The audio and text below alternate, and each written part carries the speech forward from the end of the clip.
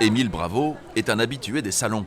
Nous l'avions rencontré il y a quelque temps lors de la sortie d'un des volumes de sa série Spirou, ou l'espoir malgré tout, ou comment ce célèbre groom, créé il y a 84 ans, s'est débarrassé de son costume d'employé du Moustique Hôtel de Bruxelles pour plonger dans la grande histoire. J'avais fait un Spirou déjà une dizaine d'années où j'expliquais en gros comment un groom pouvait devenir un aventurier, parce que c'était quelque chose qui me posait problème quand j'étais enfant quand même, parce que je me disais, type qui tient les portes, c'est pas du tout un métier d'aventurier, qu'est-ce que c'est que ça? Essayons d'expliquer ça à l'enfant que j'étais, quoi. Aujourd'hui je continue, et là, maintenant c'est comme ça se passe, je l'ai mis en situation pendant la Seconde Guerre mondiale, c'est un petit peu, c'est ce vécu, ce trauma en fait, qui l'a aidé aussi à grandir, à devenir le personnage qu'il est par la suite.